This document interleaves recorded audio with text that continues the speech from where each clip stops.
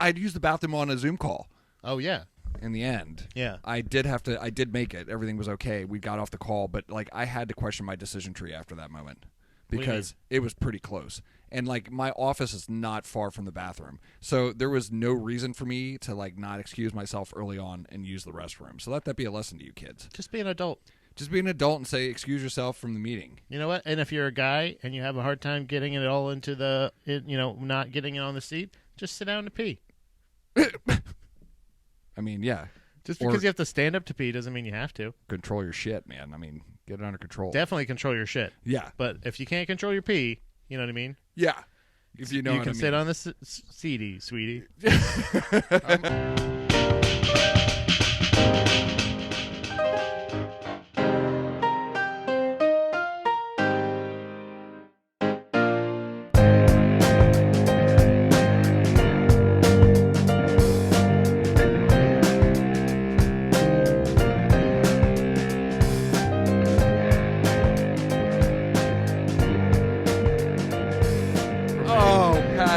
We're back. It's the 6 a.m. podcast, and here we are, episode 14, season 3. 15. Episode 15, yeah. Sorry. 15, season 3, episode 15. It's been a while. Excuse me. It has been a while. We've run into some unfortunate circumstances which has prevented us from recording new episodes. Oh, yeah, there was a power outage that I thought was an outage, but it turns out I just blew a breaker. You blew a breaker? That's Then there was the whole monster truck thing. The whole impromptu monster truck rally that I didn't realize I had signed up for. Yeah, I mean, there was a massive piece of construction equipment, and it backed over him, and it almost crushed him, which was, I'm glad Pat was okay. Yeah. Everybody was okay. Totally fine. It was okay. The car, not so much. No. And then also we had to figure a lot of shit out. So right. I mean, it was a lot. It was like the car was totaled. I only wanted to get into it as much to say thank you to everyone, especially you, Jeff. I want to say you're welcome, man. In the moment, even in that day, helping us out so much to give me rides and give us rides around to get the rental. Yep, no problem. To get that stuff. There wasn't a lot of helpful things in this process, but for relatively painless process. And shout out to a couple of the listeners, reached out personally, and everybody was like supportive and caring. But I wanted to say thank you to you're welcome, you, especially. No problem. Anytime. You helped out huge, and we can never thank you guys enough for anybody to reaching out. For sure. Just saying like, hey. Look, man, that's what it's like when you're part of a crew, man. Right. You've got a good crew. We got a great jiu-jitsu crew, and like everybody looks out for one another. Great support system. Great support system. We're already back on track. Yeah. We're getting back into the flow of things. Yeah. Yeah. So, what are we going to talk about today, Pat? Do you know? Today, we're talking about jiu-jitsu being for everyone. Is jiu-jitsu for everyone? Is jiu-jitsu? Because we say that a lot, don't we? We're like, you're a brand new student, you come into jiu-jitsu, and you're not sure if jiu-jitsu's for you. And I've had a lot of people ask me. Yeah, of course. And we tell everybody that sure, jiu-jitsu's for everyone. Right. But is it? There's some gyms I think will say no, but I think in our case, what I've been taught, I think so. You think so? I think jiu-jitsu's for everyone? It can be. Yeah. Oh, wait, there's that's different. Yeah. That's not the same thing as jiu-jitsu for everyone. Yeah, it can be. My short answer is no, it's not. It's not for everyone. Okay. But it can be. Okay. You got it. Yeah. You're right. Yeah. It can be. But is it for everyone? The answer is simply no, it's not for everyone. Because here's the thing about jiu-jitsu is that, and what separates it from most other martial arts, MMA notwithstanding, because mixed martial arts is a combination of all arts, and we have striking, we have the clinch, we have kicking, we have the ground, and so that's not really in and of itself a martial art. Right. Okay. It takes several disciplines together to make it mixed martial arts. Right. But realistically, there are very few martial arts that are as demanding mentally and physically as Brazilian Jiu-Jitsu. Okay. Even though we call it the gentle art, I mean, judo would be one of those that's it demanding. is taxing. It can be taxing. Yeah. Very taxing on your body, especially judo. But Brazilian Jiu-Jitsu is even though it's the gentle art, it can be also taxing. Yeah, it's very taxing. I think you kind of know if it's not for you right away, though. I think the taxing. Do you? Yeah, the mental. Yeah, because it has to be somewhat that because there are people that come in 1 or 2 days and then can't find the motivation to come back. Sure, of course. And I'm not saying this as a judgment. I'm not saying just admit it. Just admit it. Like, it's not for you. Like because I think there's the taxing part mentally really comes into when it is for you. Sure. Like when it's really for you, it becomes, because then you're like, I want to do it all the time. It's all I think about. I want to fucking kill that guy with his jacket. Yeah. And I fucking can. Yeah. But you start thinking of it that way, and I think like otherwise, I don't know. I think people, because that's the thing is if you keep showing up, I think it is for you. You just have to figure out like how it works for you. Sure. Yeah. Like how. Yeah. As opposed to like it can be, you know what I mean? Like I think jiu-jitsu, I think it's not for everybody, and I agree to you. There's a segment of the population. First of all, if it was for everybody, we would have a lot more black belts in Brazilian jiu-jitsu. Yeah. A lot more brown belts, purple belts, and even blue belts for that matter. True. The lifeblood of every gym is the white belts, because they're the potential pool of new blue, purple, brown, and black belts. Right. And that number gets a lot smaller as you go up. Yeah, and so no, jiu-jitsu isn't for everybody, but I think that there's you're giving statistics out. Yeah, you get a bar graph out. You have like a bar graph of like white belts. Let me demonstrate blue belts. Let me show you on my chart here, Pat. Right. But I mean, I think it's fair to say that as a just there is evidence that it's not for everyone. Now, is there something in it for everyone? Yes, I think that there's something in jiu-jitsu for everyone. But is jiu-jitsu, like in terms of the long haul, like in terms of like getting your black belt and making it to the mastery levels of jiu-jitsu? No, it's not for everyone. And you're speaking about like the people that come and try it out, and they're like, and I think a lot of those are people that are either completely unaware of what it is, and they're just curious and they want to find out, and that's cool. And then you have a segment of the population that has like a fantasy land that they used to live in. Either they came from a different martial art where they didn't really have to they didn't have to spar, they didn't have to apply their knowledge, in a live environment. And then there's the other people that never did any of that stuff, but were like, I used to wrestle my friends when I was a kid, and I beat the shit out of everyone. Right. I'll come in here and whoop everyone's ass. Yeah. And I then have natural ability. Right. And then I've got a 90-pound female blue belt who, tied me up. Yeah, right. Just it completely shuts you down. Like may not submit you over and over again, but just you can't stop them from. The amount of times I've been picked up by my collar, slammed down by my collar, and then choked out with my collar by somebody who is like again, like you said, 90-pound. Yeah, any belt. Yeah, right. 90-pound any belt. Like it could be any belt, any genre. I was gonna say genre of sex. Any genre of sex. It made you want to go home and cut all the collars off of all of your clothes. I was like, I never want to wear a collar again. Blue collar, white collar. I don't give a shit. You have like post-traumatic stress from like collars. Only V-necks. But I could choke you with that too, by the way. A deep V, really? Oh, yeah. I guess that's what a gi is anyway. But any of those, or even like ripping your arm off, like like you can still stand up with them on you, but that little bit of hip flex that they know that you don't. Yeah, and your elbows like, oh god. So I think you're absolutely right. Like it doesn't matter. Yeah. How much natural ability? Yeah, and I think a lot of those folks are again they're. Right now, Brazilian Jiu-Jitsu is pretty big. Yep. I mean, compared to where it was even 10 years ago, which is really exciting. And so I think more people are hearing about it, and they're wanting to go out and test their mettle or see what it's all about. But the people that live in the fantasy land of like I can kick everyone's ass, and then they come in and get like rolled up. I mean, it really does a good job. Jiu-Jitsu does a great job then of determining like who is Jiu-Jitsu for. The people that stick around, they're the people that you want. So that's the philosophy, I guess, of this whole thing. The answer, the Schrodinger's cat of this jiu-jitsu of it is jiu-jitsu for everyone. No, but it can be. It has something for everyone. It's not saying that it's not for that person. It's just not for that person's ego. Well, I was going to say this gets into like the really like kind of didn't mean to point. Sorry. Yeah, no. I mean, you're doing that's twice you've done it now. Yeah.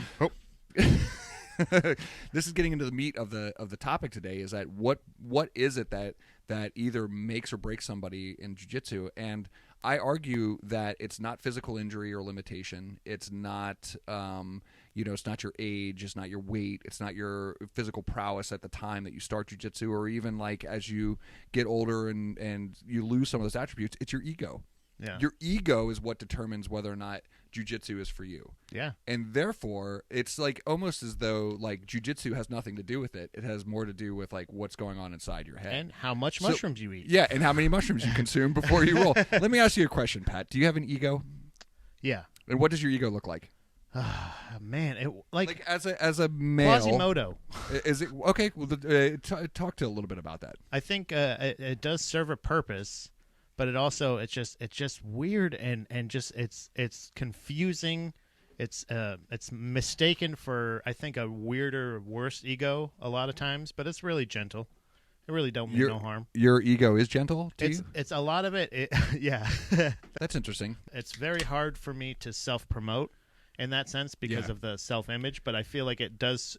I have enough of an ego as a defensive. Okay. You know what I mean? So as a defense mechanism, you can turn it on and be I can turn on my ego and be like, what the fuck are you talking about? Yeah, I'm the best at the what the fuck. Yeah, you know what I mean? I am the best. Right. I can turn it on. I use my ego as a defense mechanism. I have it there. It's dormant. Maybe more of a Jekyll Hyde. Okay. Maybe it's. I like the Quasimodo though. I like the how has your ego changed since you started jiu-jitsu? Since I started jiu-jitsu, I think that's where the confidence comes in. Is that it's helped You've been able to turn it on quicker now? Yeah, it's able to flip the switch better. Sure. Or easier. Right. And so you could see there's a great disparity between the person that comes in with the ego already inflated. And so here's the thing, everybody's got an ego. Everybody. Oh yeah. And so when you hear words like, "Oh, there's no ego in this gym," or that's wrong. No. There's a lot of ego. Always. Because everybody has one, right? Yeah. So that's like when people say they don't want drama. Those are the people that are going to be looking for drama the most. Right. I mean, it's like the next thing out of their mouth. It's like, do you know what that motherfucker just said? And you're like, oh, you just. Yeah. Right. And I find it's strange how we like sort of tiptoe, through the tulips in these like topics where we're like, we're trying to set aside. And I understand some of it's a courtesy. We're trying not to be, egomaniacal. We're trying not to be, We're trying to keep the perspective. Yeah, we're trying to be grounded in some form of humility and understanding that everybody starts somewhere. Everybody has good days and bad days and all this other stuff. Right. But that disparity I was talking about, we have the people that come in that have very low confidence in themselves and belief in themselves, and then we have people that have a very inflated view of themselves, and most everybody else sort of fits somewhere in the middle. Yeah. And I find that the people on the end of the spectrum that have a very inflated view of themselves are typically the ones that don't make it. And that's probably true in a lot of ways in a lot of different areas. But I think most of the time, those folks just can't seem to understand why things aren't working out the way that they should be. Yeah, because jiu-jitsu doesn't work that way. It doesn't doesn't work the way you ever want it to. That's right. It works the way it wants to. That's right. You have to understand how it works, and you have to go that way. Sure, because I think like from a teaching perspective, and you've heard me say this, but I'll say this like on the podcast, like the objective in my mind for jiu-jitsu is to learn how to control yourself first. Yeah. You learn how to control your own body before you learn how to control other people, from a physical standpoint. But there's also a mental component to it as well. Breathing and stuff like that. Yeah. Sure. And if you don't master that, if you don't master an understanding of like how to control yourself, you're never going to be able to control someone else. But the people that like come in with like kind of a low self-esteem, an ego that tells them that they don't belong there, if they stick it out long enough, it tends to like help a lot. Do you find that to be true? Yeah, I can see that just because you're not gonna die. Like that's the thing, is like it's not the worst it can be.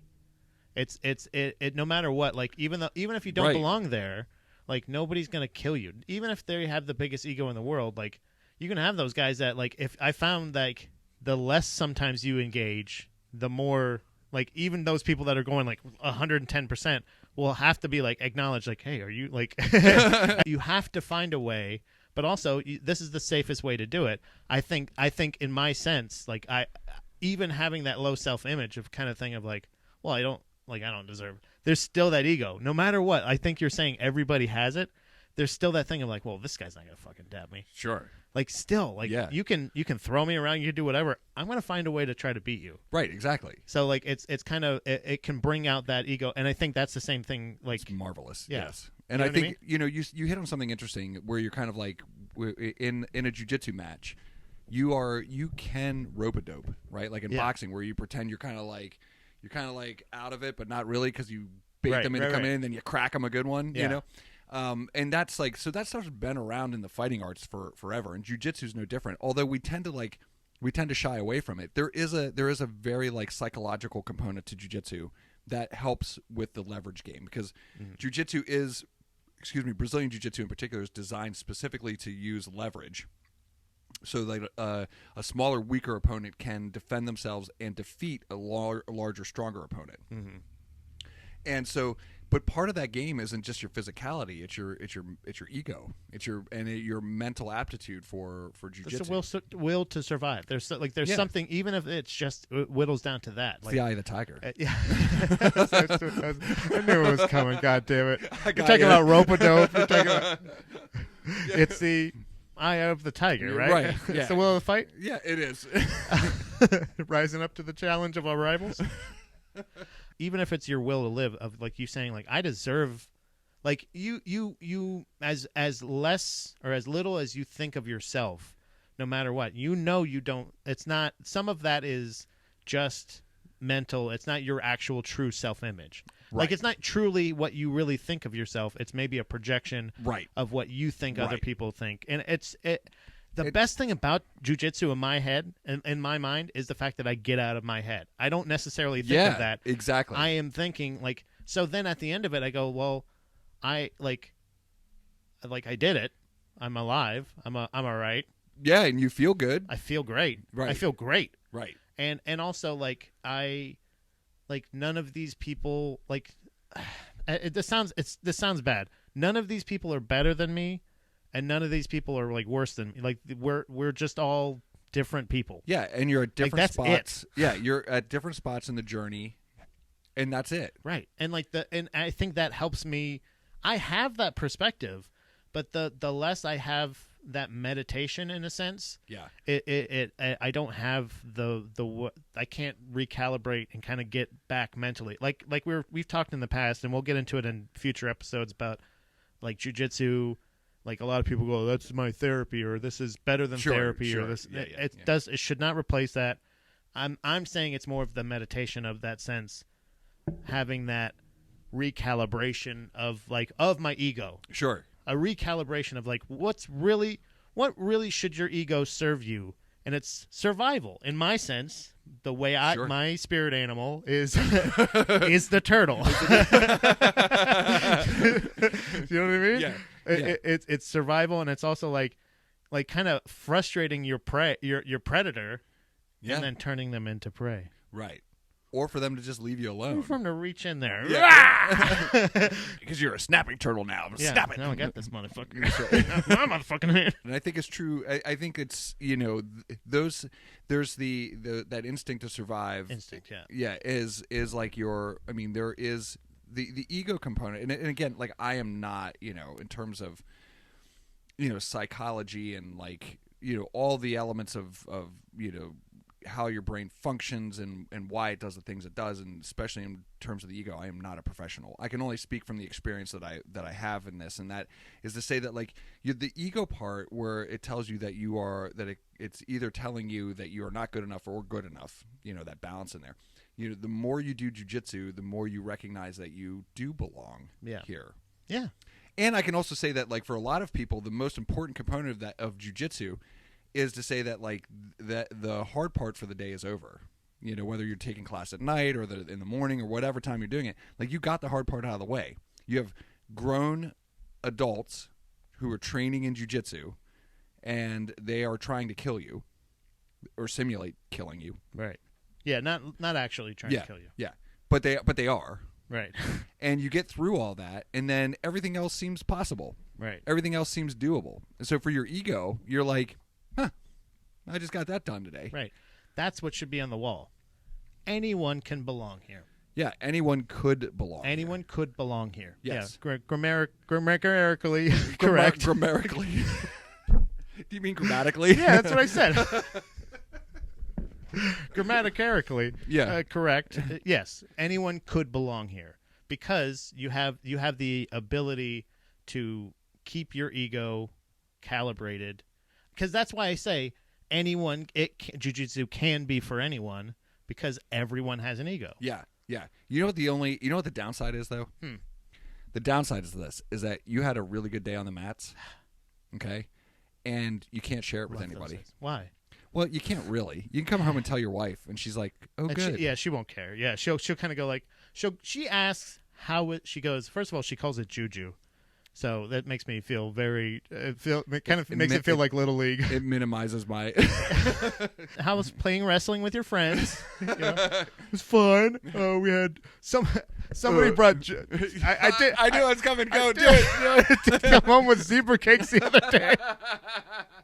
Shout out to Luke. Shout out to Luke. He brought zebra cakes for everybody the other morning. For bringing snack time. I forgot it was my week to bring snacks. You did. So Luke brought in. Luke's mom brought us zebra cakes. I just thought of that. She calls it juju, and I came home with zebra cakes. She's like, "Where'd you get zebra cakes?" I'm like, "Class." Luke brought in a couple boxes for everybody. He said we could have them.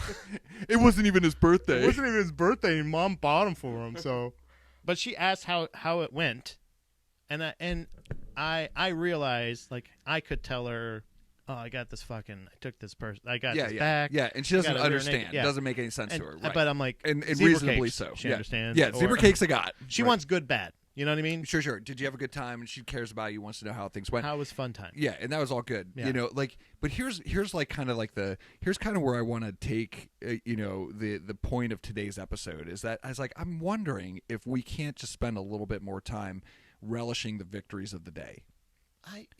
Do you know what I mean? Because the people that you would want to share those victories with are other jiu-jitsu practitioners, but we tend to not say anything because we don't want to be don't get me wrong, you never want to be the person that submits somebody on the mat and then brags about it after class. I learned about that. Yeah. I accidentally did that, but I was more talking about there's no way that happened.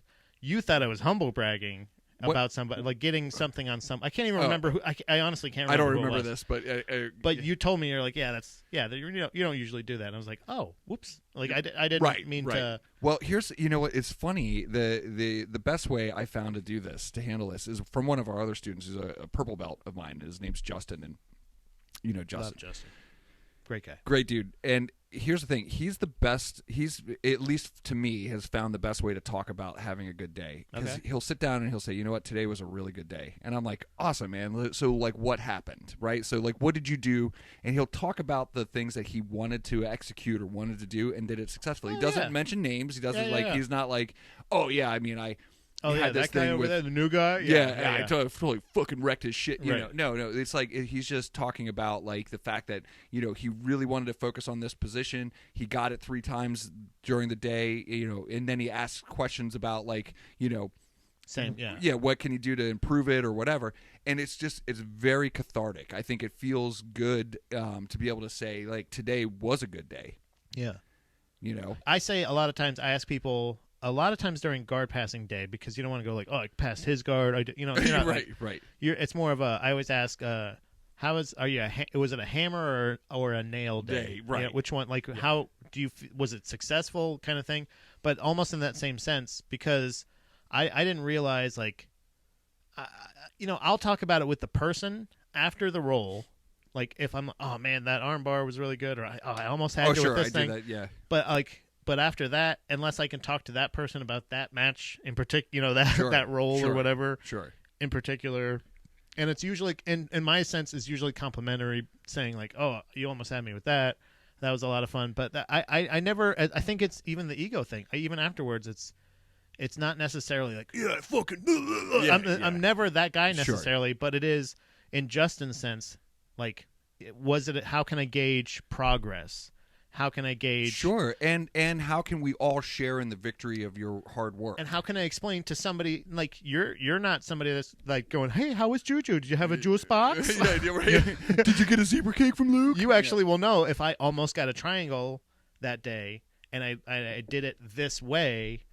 You know what I mean? Yeah. You can not only help me with Yeah. that, but also say like, oh yeah, that's good. That was a good instinct. You know, you're not the percentage rate from that angle is not going to be great. Blah blah blah. Like you have perspective in that sense. Sure, of course. So you want to have a way to say I had a good day and here's how, but not here's who. Well, that's exactly right, and I think it's really it's cathartic on both ends. So when you have when you have the nail day, when you're the nail, like it's really good for you guys to say I got hammered today. You know what I mean? Here's the thing: it's super important for you to share with the group. Yeah. Right? Like your experiences in jiu-jitsu because it helps everybody out, right? And there's nothing worse than false humility. There's nothing worse than like the like, "Oh no, really I'm not that good." You know, and like when you were clearly somebody that's was on fire today and just tore everybody up, right? Shut the fuck up. There's multiple times everybody looked like went like, "What the fuck's going on over there?" Yeah, exactly. Like in your fucking corner. Yeah, what the hell did you do? Right, exactly. Right. And nobody wanted to roll with you. That was like because you were killing everybody. Yeah, you were on fire today, man. And we want to be able to share in that, like because that's what we're all doing there. Like we are. It's not about it. The jiu-jitsu itself is a very individualistic pursuit. It's not a team sport, right, in the traditional sense. But iron sharpens iron. So everybody that like gets better or has a terrible, like you are contributing to somebody else's jiu-jitsu that day. And it's a really, really important part. And I think it's important for us to share that stuff when we're off the mat. Right. You know, when it's roll time, it's drill time, and so forth, we're focusing on ourselves and we're doing our jiu-jitsu. When we're rolling, we're focusing on ourselves and we're working on our game and we're trying to improve ourselves and so forth. But at the end of that, you guys should be able to talk about because there's more insight. There's more insight. There's more insight, right? There's more to there's you're more sharing to like perspective. Exactly.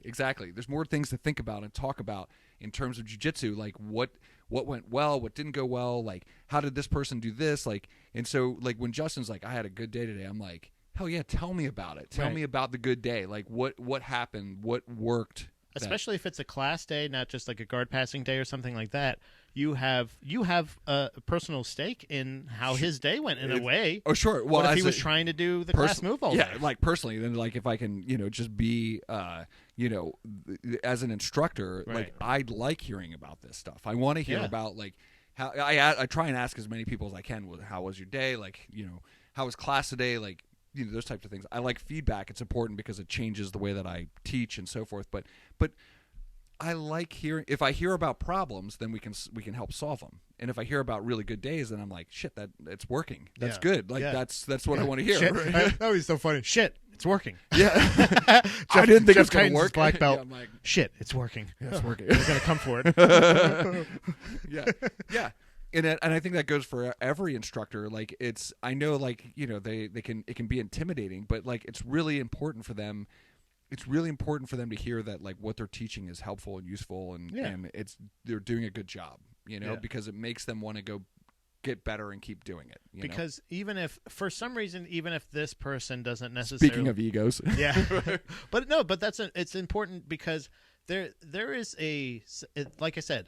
I feel like the will to survive, like you saying your life has value, is an ego in a way. Like that everybody has to have an ego. You have one. Right. You have to, or you will fucking die. You just because you will have there's no reason. If you have no ego, there's no reason for you will to live. Right. There's essentially no soul. You're gone. Bye-bye. Right. You can use it for good. I want you to. Yes. You want it to be and. It is an overinflated ego that becomes a problem in any and whether it be positive or negative. That's right, because you start what you're doing is you're replacing opportunities to learn new things with excuses. Yeah.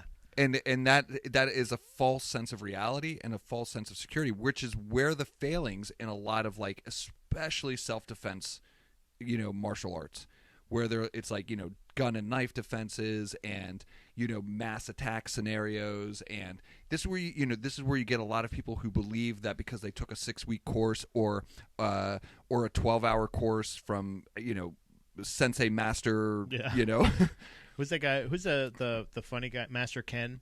Master Ken. Yeah, he took a Master Ken seminar. Yeah. That guy's funny. I think he's funny, but that guy's fucking still not a great. Maybe not the best martial artist. But he doesn't try to be. Right. But actually, like all the other guys that like have like their no touch defense, like all these people that drink the Kool-Aid and believe that they are now dangerous weapons, and you have to be careful, because if you're somebody that's looking for martial arts experience, if you're hearing I can get you really good really fast, just don't fucking do it. It sounds too good to be true. It is. It is. That's right. In every scenario. Almost every scenario. Yeah, I mean, I can't. Yeah, every scenario. Yeah, everyone. Yeah. If you want to get really good at stuff, and you, even with natural ability, it still take it a time. That's right. That's exactly right. That's exactly right. And I agree. So and so for, as we wrap up this topic, I say, like, honestly, guys, like, take this time to use to acknowledge that you have an ego, that you're not ego free. And if you're siding in this, like, sort of like low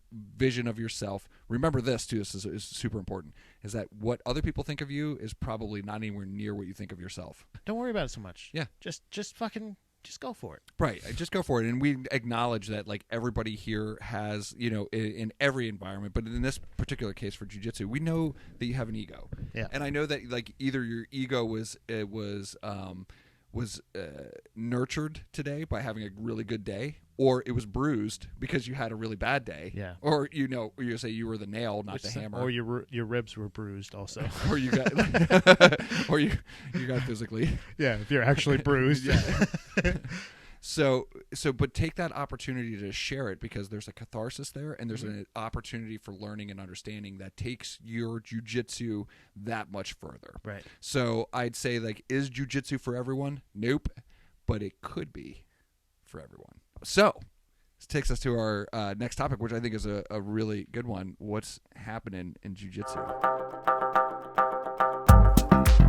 Well, I've got a couple of great things to talk about today. I have one in particular. I took your advice. I can't wait to hear this. This is directly show related. I have recently watched a gi match. You started watching matches. I started watching matches, but one in particular that I would like to suggest to people. It's Gilbert Burns versus Tommy Langacker. I think this is somebody who is apparently very, very well known, and I'm just this is the thing. Oh, oh my God! It was actually your fault. That one was 100%, man. I think who puts a cord that close to my cooler? It was your drinking, Jeff. It's time to talk about your drinking. This is the intervention now. Let me get to my letter. No. Yeah. Okay. So yes. I'm about this match. I'm more of What was the show? Will you tell everybody where it was? Oh yeah, it was Polaris. It was the actual number was Polaris Professional Jiu-Jitsu Invitational, but it was Polaris 12 from 2019. Okay, from 2019. So it wasn't that long ago. No, it wasn't that bad. And so this is the thing: the only gi matches that I had really watched have been like stuff from like Grappling Industries that I started following when I was getting ready for the competitions and stuff like that. Sure. I see now why, and I'm very happy that I took your suggestion, because once you start looking into specific types of jiu-jitsu or like others, or like really high level grappling. Sure, and you're talking like the difference between gi and no gi. Gi and no, yeah. I'm watching. I would watch a lot of like super fight stuff. John Jones versus Dan Henderson, because it's exciting. It's exciting, and I know those who people. They are. Yeah, I don't know a lot of strictly grappling professional, and I'm learning a lot more now. Since I'm going into it. Yeah, and they're good. Like you said, Gordon Ryan and a lot of these people, or people start talking to me about these people, and I'm like, I don't know who that is. Yeah, right? I don't fucking know who that is. Practice jiu-jitsu. I have no idea who you're talking about. But I'll watch like a grappling match between like Jack Hermanson just recently wrestled or grappled with Chimaev or something like that, and they're like they're fighters, but right. This was like, so I was introduced through Gilbert Burns to this Tommy Langacker guy. Yeah, but the jiu-jitsu that these two guys were doing was like, God damn it, it was a spitting image of the jiu-jitsu in a lot more efficient, a lot higher, like better pace. Right. You know what I mean? Sure. Higher level, but the same fucking jiu-jitsu that we goddamn do on the mats every day. week. Yeah, every day. Yeah, every week, every day. Yeah, just about. Yeah, every day. So it was so cool to see how different the high level gi stuff was, because I've only really seen a lot of high level no gi stuff. Sure. And that was insane. So I'm really excited to learn more about Tommy. Sure. And also any other, if anybody else has other gi matches that are good with well-known fighters and unknown people, because that was the coolest thing. I'm not going to give it away, but the result may surprise you. Right. Yeah. And here's the thing, like there's, and once you start going down that rabbit trail, you're going to find that there are people that you gravitate towards that you really enjoy from a professional standpoint. I have my jiu-jitsu heroes that are, in terms of like the on the global scale of things that are unknown. They're not known as star athletes, but in the world of jiu-jitsu, they're star athletes. They're amazing, and everybody knows who they are. And you're going to start going down that rabbit trail, which is really exciting. Yeah. I'm excited to learn more about them. And you'll find that as you watch these matches, especially in the gi, that you're going to start to recognize. You'll start to see a pattern of like, again, like we were talking about in the last episode. It's the execution of fundamentals every time. You're going to watch it over and over and over again, and you'll be like, damn, like. They were really up on that. They had it mastered. At one point, a lot of close guard stuff, a lot of close guard, yeah. A lot of where grip breaking. Grip fighting is like a huge. I'm like, Jeff's gonna fucking jizz his pants over this. He's gonna love all his fucking hand fighting. But it's a great match. You can just watch two elite grapplers. Sure, yeah. Do the stuff that you love to do. Yeah. At a way better pace and a way better level. So I highly suggest taking Jeff's advice from a couple weeks ago, but that's personally what's going on in my life. Watch matches. There's lots of them available for you on YouTube. I mean, years back to up to now, like lots of like recent stuff that's been going on in the the IBJJF and other competitive shows that show gi matches. Watch no gi matches too are cool. A lot of people gravitate towards no gi matches because they're a bit more fast paced. I do too, yeah. But it's really as cool. Like the elite gi shit is so good. It really is. Yeah, it's really good. Yeah, it's exciting to watch, and especially if you are yourself a practitioner, like you're going to get a lot out of it. Yeah. Really exciting, man. So, what about with you, buddy? Well, two things that I want to focus on today. One is that André Galvão just got put into the ADCC Hall of Fame. Oh, nice. Yeah, which is pretty fucking awesome. And for those of our listeners that don't know what the ADCC is, it's the Abu Dhabi Combat Club. And so like this is kind of like one of the pinnacles of jiu-jitsu, right? Being a champion in ADCC, and he just got inducted into the Hall of Fame. So whether you're an André Galvão fan or not, I mean the guys, this is the head of Atos. In my opinion, the guy's definitely put his time in. He deserves the respect, and so congratulations to Andre. That's awesome. It's a big deal. I think I would like to be inducted into really any kind of Hall of Fame, except for maybe worst lover Hall of Fame. I feel like really, even though my ego is pretty much in check, I don't want to be commemorated for how bad I fuck. Yeah, but anything else I'll take. I think so. Yeah. You know what I mean? I think everybody's got to have goals. I'll take worst friend. I'll take best friend. Yeah. Best boss. Worst boss. Whatever. Yeah. I'll take it. Yeah. I think I think that's good. All right. So there's one run. It's running around, especially in social media circles. There is for jiu-jitsu practitioners. I should qualify this as not. There's a gal by the name of Betty Broadhurst. What an awesome name. Yeah. Well, check this out. She receives her jiu-jitsu black belt in her 60s at saw that. At the World's Masters, IBJJF World's Masters, and this is just an incredible story, and it goes to kind of what we were talking about today is jiu-jitsu for everyone. Here's somebody who started her jiu-jitsu career in her 50s, and and she's a competitor, and she has been, and she's according to the stories, she's taken a lot of defeats. Over the years, has a lot of competition experience, and this year at Worlds, Masters Worlds, she took double gold. Nice. And her professor gave her black belt on the podium, and there's a picture of her crying, and it's just so compelling. You got to be careful with that. She could get weak knees and fall off. You got to be careful. That's right. Better be there to catch her, buddy. It's just such it's tears of joy. Yeah. But it's just so such a compelling story because it speaks to we as practitioners, we understand by looking at that picture how much she's put into this, how much she's suffered for this, and how much she lived before that, and how well. That's a great question, right? Yeah. I mean, it brings up like what takes, and I I would like very much if we can reach out to her to have her on the podcast at some point. Yeah. Because I would love to know what got her to the point in her 50s to start jiu-jitsu, and then how old is she become. now? She's in her 60s. I don't know how old she is specifically. That's good, and that's a good pace too. That's Yeah, a good yeah. clip. Yeah, I mean, that means she hit it hard, right? Yeah, She yeah. started training and like didn't quit. And I got to be honest with you, this it's such an inspirational story, but we get an idea of like what it takes. Here's the thing: she's now in her 60s, a world champion.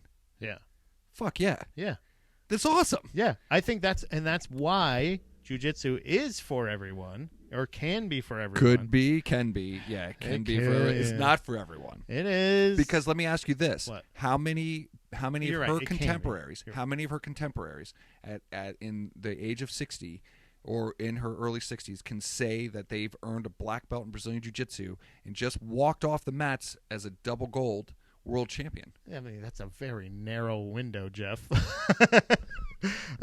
Not a lot. I would Exactly. say. Yeah. Yeah. So You're is right. Jiu-Jitsu for everyone? Nope.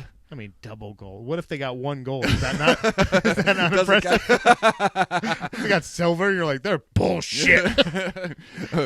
Second place is the first Her, loser. her coach had the black belt out, but it was like silver, and you're like, silver belt? Trash. Throws it away. No, this is still your belt. Just come and get it. Yeah. So I mean, you can pick it up off Worst off coach the floor. ever. In fact, I don't even want to be associated with you if you get silver. That's Bizarro Jeff. Yeah. He's got a lot of hair and no beard. I'm just like, you guys should look into the article and read it. Yeah. It's it's a brief, but it's and if you get a chance to shout out to her on social media, do so, because it's such an inspirational story, and it's so compelling, but it speaks volumes about like the power of jiu-jitsu. Yeah. And if you're able to get to that point where in your life where I can only assume that something was missing. Yeah. And she's like, jiu-jitsu is going to fill that gap. Yeah. And to realize it at that's why it's very important. I will probably say before we have her on the show, because I'm not even going to say if, before we do have her on the show. Yes. I will say confidently beforehand, she probably did some kind of exercise ahead of time.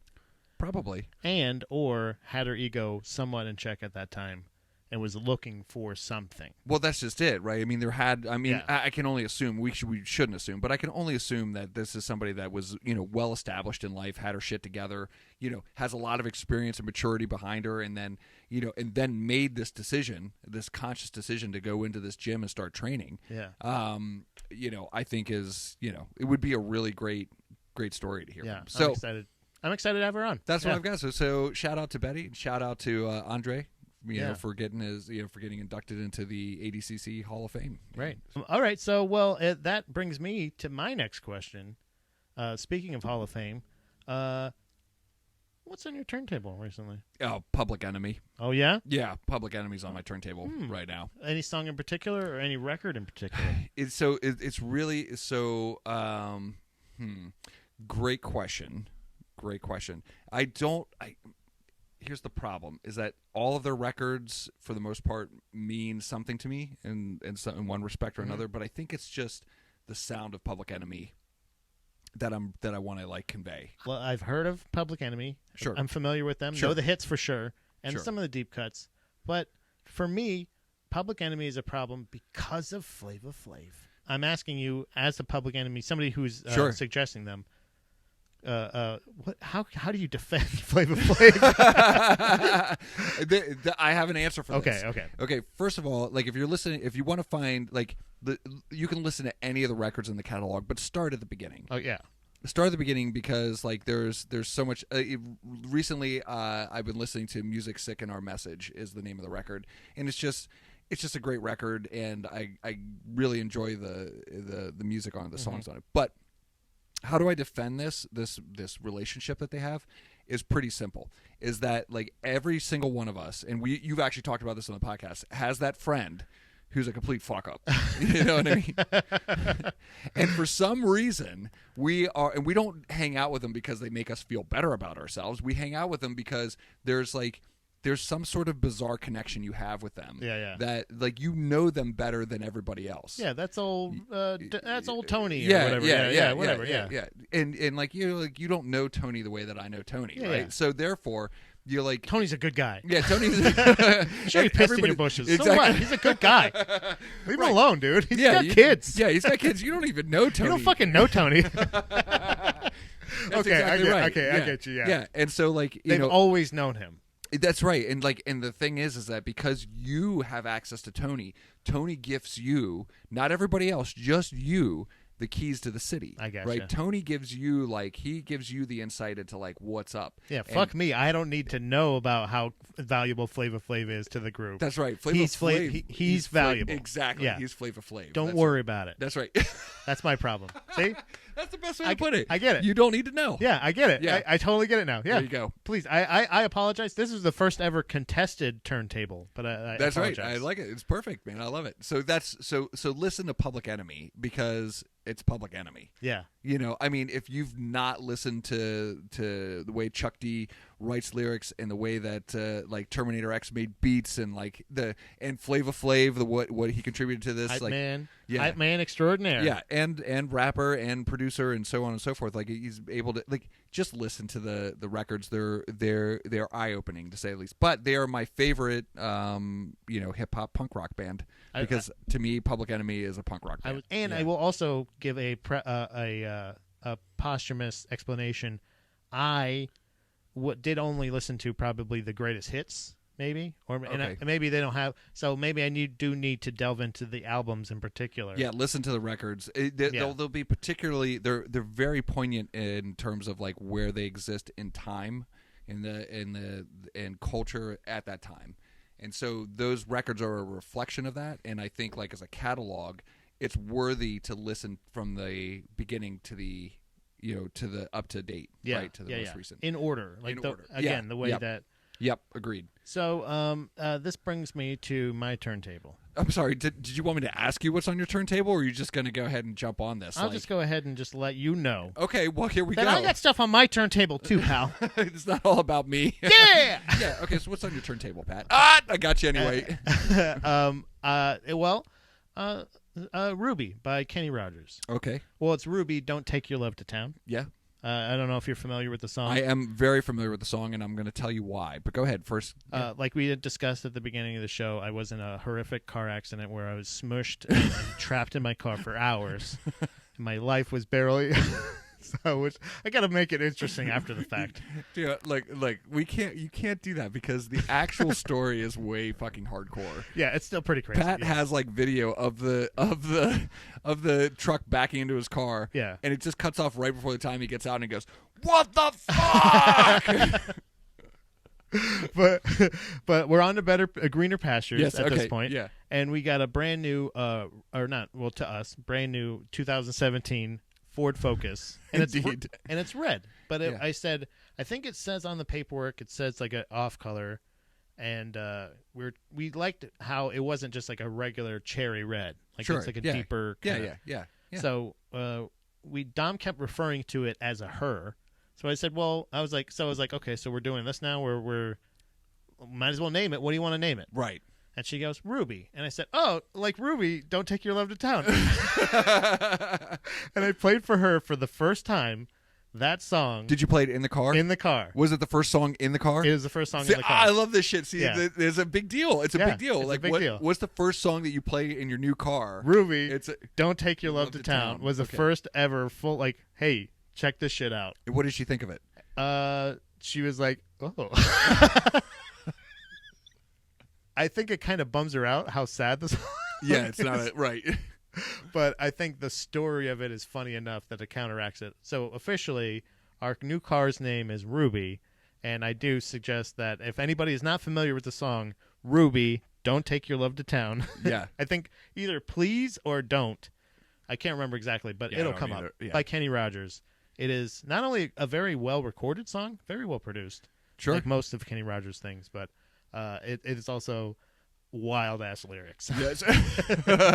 But what's your connection? Well, I mean, just my dad was a Kenny Rogers fan, and so like when he actually before he passed, I mean, his record collection was bequeathed to me, and so you know, was that in it?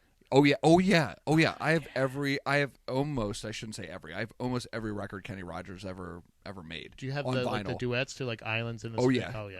yeah. Yeah. And so so like I grew up like listening to like Kenny Rogers as part of like was the playlist. And, he's smooth as hell. Yeah, yeah. Absolutely. But that song in particular is I've heard people joke about it in the past, you know what I mean? But this was one of those things where I was so happy that I knew that immediately. Yeah, it was like perfect. Yeah. In the weird encyclopedic, again, I don't know a lot of math. I'm not great with reading, writing, understanding, all that shit.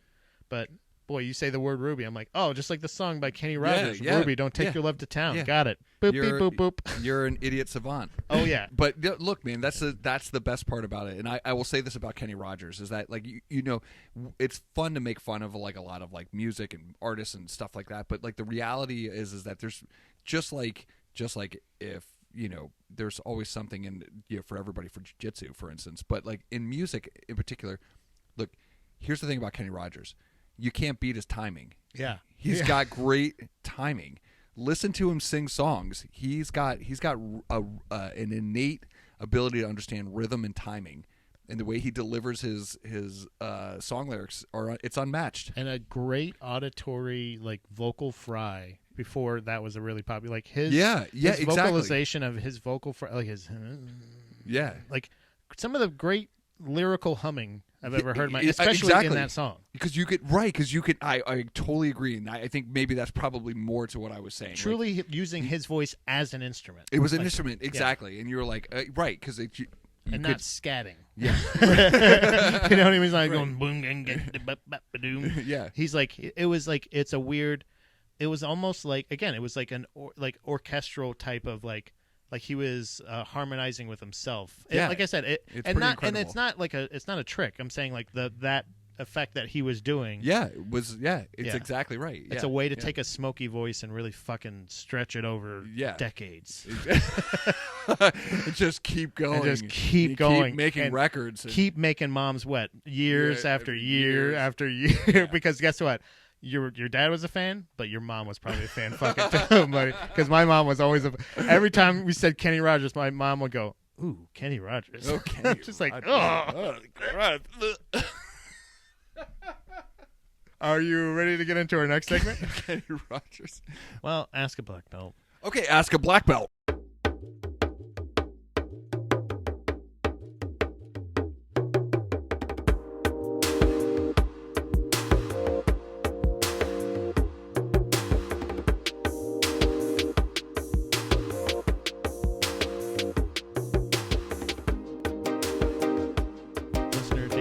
Hit me, David. What's the longest time you've had to take off the mats? And I'm assuming this is funny that he asked a follow-up. What was the scenario? I don't know if he was assuming you were going to be like 4 months. Next question. Like some kind of. I mean, is there a story behind it? Some quarterback after it. But yeah, what was the longest time you have to take off the mats? I probably like what? Okay, so if the question is how long have I ever had to take off the mats, or how long did I ever take off the mats? Yeah, like had to take off. Like, what was the scenario? Like either maybe by choice by saying like, oh, I can't do this. I got to focus on other stuff. Yeah. Or jiu-jitsu isn't for me. Like I quit jiu-jitsu. I say so. There's never been a time like short of like being sick. Like if I have a cold or something, like I'm not going to spread it around the gym. Like But in terms of like injury, if that's ever the question, I've never taken time off. Really? Never.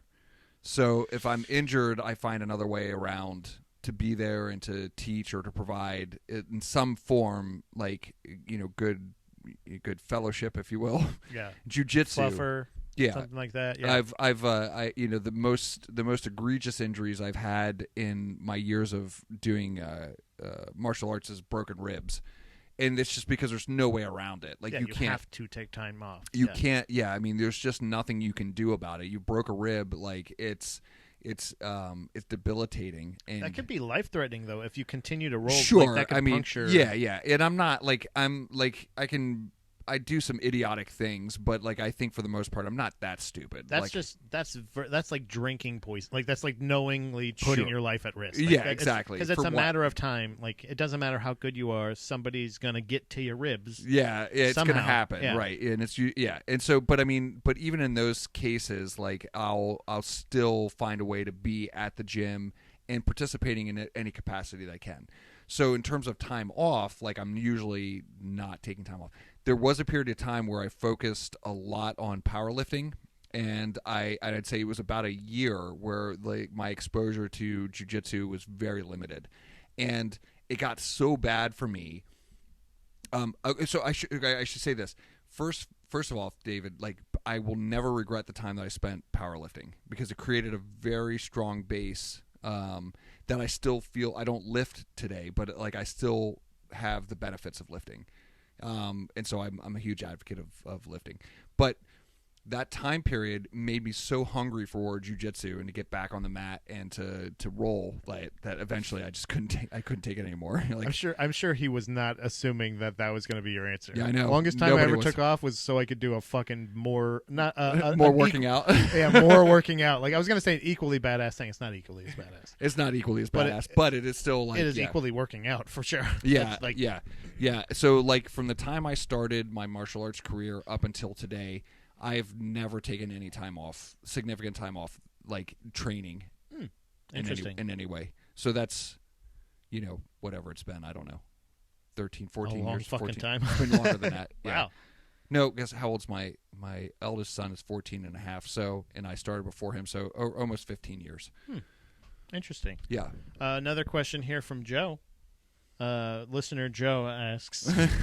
Listener Joe asks if you could do a 1 month tour opening for any band, who would it be? Oh damn, man! Any band. God damn you, Joe! It sounds like I think he's just bringing band business to the podcast. Saying, yeah, like, I know exactly who I would open for. It would be Tim Barry.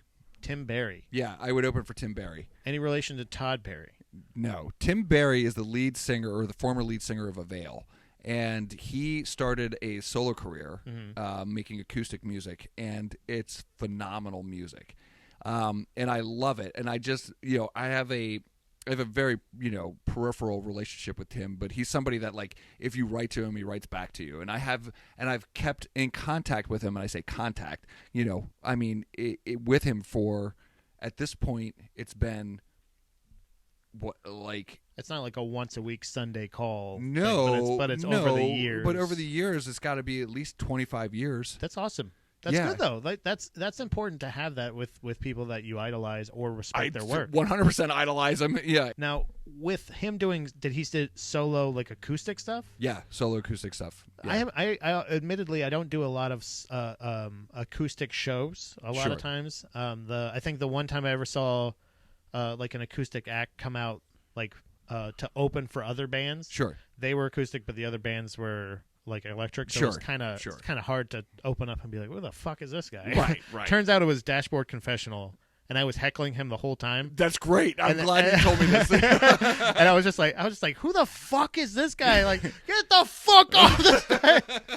Which is always appropriate. But there were I didn't realize it. There were so many people there for him. Of course. Opening, and I was just like, who the fuck is? Yeah. It's everywhere. Oh my god. Oh my god! And it was just him with just his fucking guitar. Yeah. So No. So a lot of times, as far as tours or anything like that, is it all acoustic acts usually? Like if you were to see Tim, yeah, did you just see him? No, I saw him. I actually saw him at the last time I saw Tim was at the Stoked for Summer Festival in New Jersey. Okay, and it was like it was the Flatliners, it was the Bouncing Souls, it was wow. it was and he played a set in there, and it was a fucking awesome set. Now, did the other bands play full electric sets? And yeah. Okay, so yeah. All right, yeah. So he can hold his own. Oh yeah, it's fucking Tim Barry, man. I mean, he was the lead singer in one of the punkest bands ever. Yeah, I mean, he was in.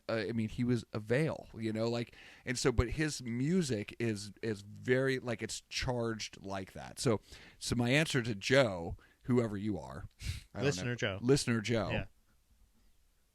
is I would like to open for Tim Berry. I'll go to that show. Yeah, fuck yeah, I trust dude. your judgment. Oh, Like, it's so good. It's one of those things where, again, it's like the same thing. You tell me to check out this guy that goes into the ADHD or whatever. He goes into the Hall of Fame.